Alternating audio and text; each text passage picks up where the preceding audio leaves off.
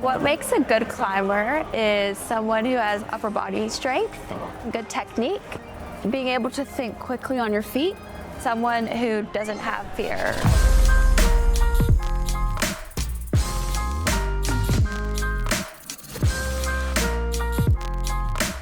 My name is Natalia Grossman, and I'm a professional rock climber.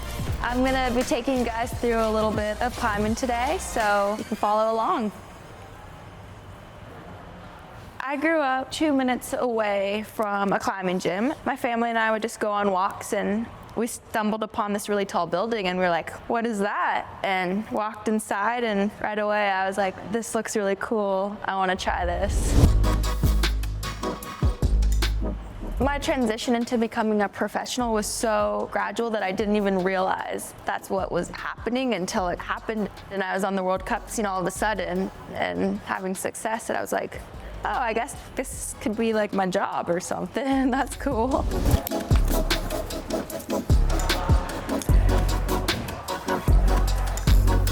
So here I'm just taking you through a climb that I would typically warm up on, maybe my first or second climb of the day. And it's just a pretty vertical climb, good holds, because it's important to take a slow warm up so that your body can just get warm slowly. I'd say if you're beginning climbing, footwork is a very big thing that you would want to focus on, and just placing your feet properly. Even when you're down climbing, you can just place it gently and precisely so that I don't jump. So here's climbing 101. There are 4 boulders. Every boulder has a 5-point hold, a 10-point hold, and a 25-point hold. So you can get 100 points. And then the lead route is worth 100 points as well. So your score is going to be out of 200 points. Ideally, if you get 200 points, then you can't really be beat. The last competition I went to, I think I got around 160 points, and I still was able to have the highest score of the comp for the women. So it really just depends. 3 terms you should know about climbing.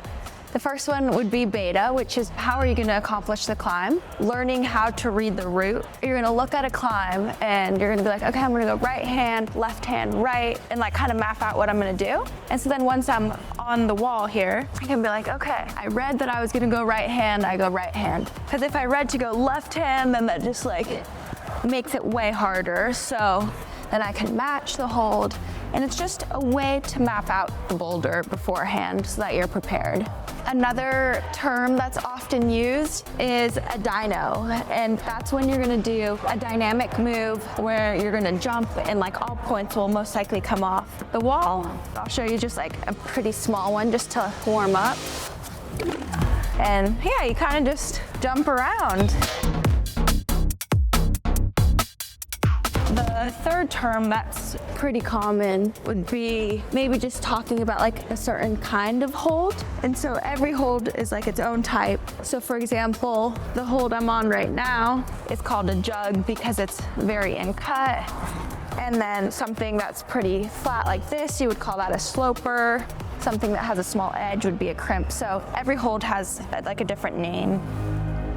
So this is my first Olympics, and it's the second time that climbing is included in the Olympics, the first time that it's in this new format. When it was included into the 2021 Olympics, I remember I was at a training camp, and we were kind of just shocked because it seemed like growing up, there's no way climbing will ever be in the Olympics, was kind of the mindset. So to have it happen was really exciting.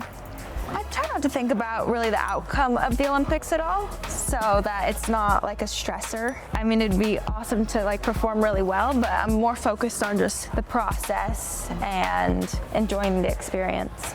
Being with my teammates at the biggest stage that climbing has to offer, and hopefully just inspiring other people to try climbing and to follow their passions.